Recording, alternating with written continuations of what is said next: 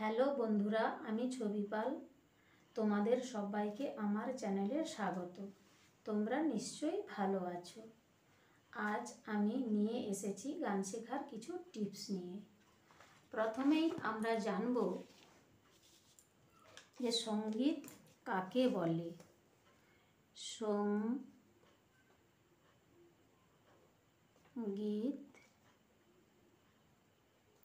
কাকে বলে?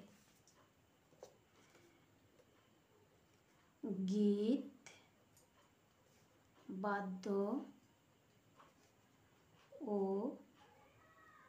নৃত্য এই তিনটি কলার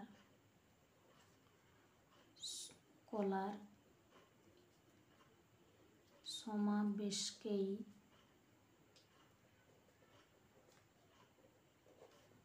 সঙ্গীত বলে। জানা গেল? তাহলে প্রথমে গান শিখতে গেলে আমাদের প্রথমে কয়েকটা টিপস জানতে হবে। সেই টিপসগুলো হলো, প্রথমে স্কেল সম্বন্ধে জানতে হবে, তারপরে স্বর সম্বন্ধে জানতে হবে, তারপরে নিজস্ব সঠিক পিচ সম্বন্ধে জানতে হবে, তারপর সপ্তক সম্বন্ধে জানতে হবে। তাহলে এই ভিডিওটাকে আমি দুটো পার্টে ভাগ করেছি। আজ আমি স্কেল সম্বন্ধে বলবো এবং স্বর সম্বন্ধে বলবো। ক্লিয়ার? স্কেল সম্বন্ধে বলতে গেলে আমাকে দেখতে হবে যে আমাদের হারমোনিয়ামের স্কেলটা কোথা থেকে শুরু হচ্ছে।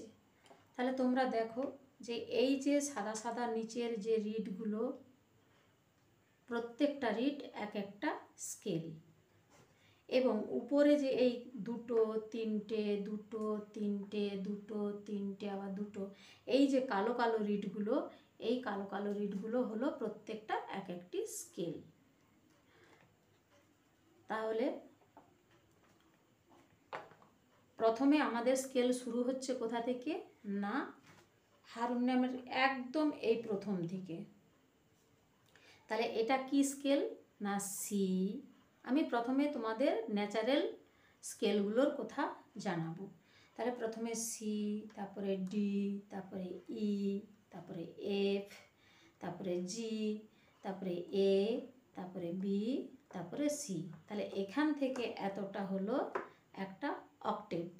আবার এখান থেকে শুরু হচ্ছে যে সি, ডি, ই, এফ, জি, এ, বি, সি।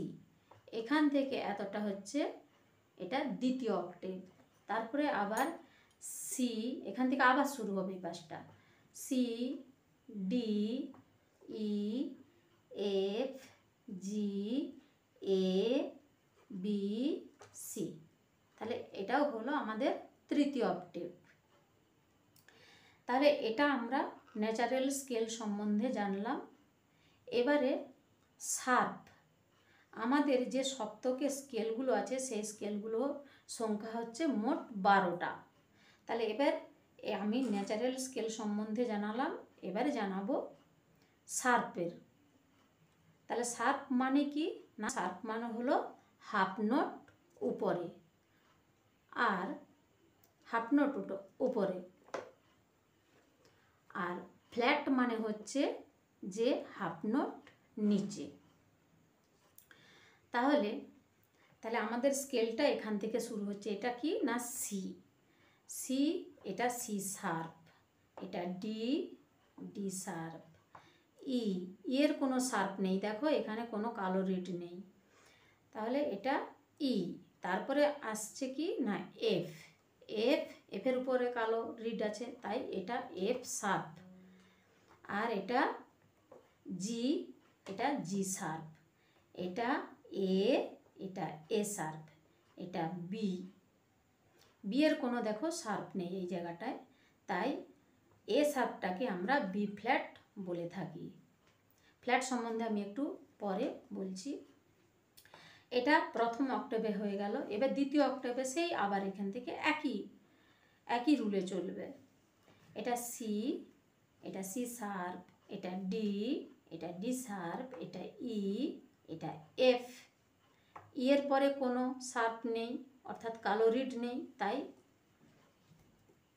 এটা ই, এটা এফ, এফ শার্প, জি, জি শার্প, তারপরে এ, এ শার্প, বি, বি ফ্ল্যাট, আবার এটা হয়ে গেল সি।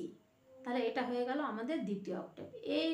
এরকম আবার এখান থেকে অ্যাপোস্টা এইভাবে শুরু হবে।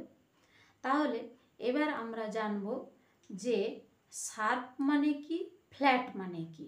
তাহলে শার্প মানে আমি একটু আগেই বলেছি যে হাফ নোট উপরে, আর ফ্ল্যাট মানে হচ্ছে হাফ নোট নিচে।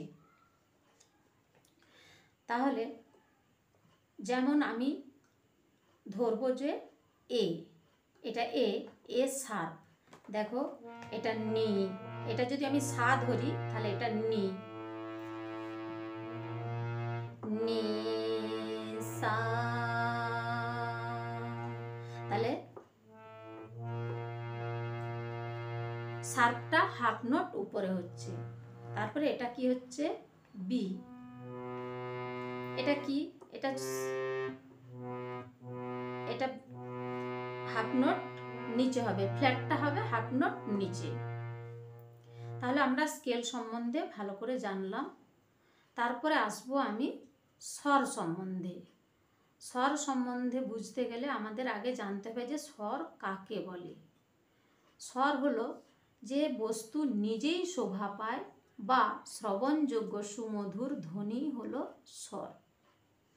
স্বর হচ্ছে সপ্তকে থাকা মোট 12টি নোট, যা দিয়ে আমরা পৃথিবীর যে কোনো ধরনের সঙ্গীতকে গাইতে পারি। 12টি নোটের আবার ভাগ রয়েছে কি না, শুদ্ধ, কোমল ও তীব্র। তাহলে 12টি নোটেরও আবার 3টে ভাগ রয়েছে, শুদ্ধ স্বর, কোমল স্বর আর তীব্র স্বর। তাহলে শুদ্ধ স্বর কোনগুলোকে বলবো? তাহলে আগে শুদ্ধ স্বর সম্পর্কে জানি যে শুদ্ধ স্বর কাকে বলে।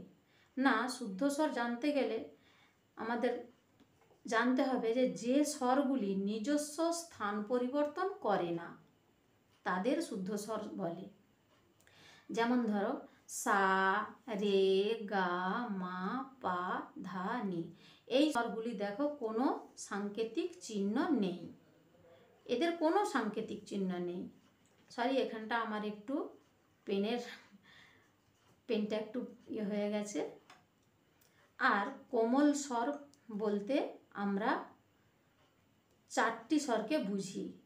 তাহলে কোমল স্বর কাকে বলবো? না, যে স্বরগুলি স্থান পরিবর্তন করে তাদের কোমল স্বর বলে। তাহলে কোমল স্বর কোনগুলো? না, রে, গা, ধা, নি, এই 4টি স্বরকে কোমল স্বর বলা হবে। তাহলে কোমল স্বর শুদ্ধ স্বর চিনব কি করে? আমাদের এটাই দেখে চিনতে হবে যে শুদ্ধ স্বরের কোনো সাংকেতিক চিহ্ন নেই আর কোমল স্বরের নিচে হাইফেন থাকে। এবং এরপরে কি না, তীব্র স্বর। তীব্র স্বর হলো কি না, মূল স্বর থেকে হাফ নোট উঁচুতে গাওয়া হয়।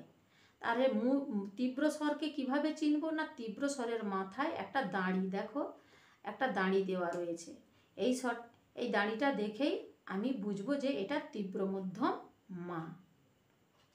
তাহলে আমি বোঝাতে পারলাম যে স্বর সম্পর্কে বোঝাতে পারলাম, সপ্তক সম্পর্কে বোঝাতে পারলাম। যদি আমার এই ভিডিওটা ভালো লেগে থাকে তাহলে একটা আমাকে লাইক দিও এবং সাবস্ক্রাইব বাটনটি অন করে অল নোটিফিকেশান অন করো। নমস্কার।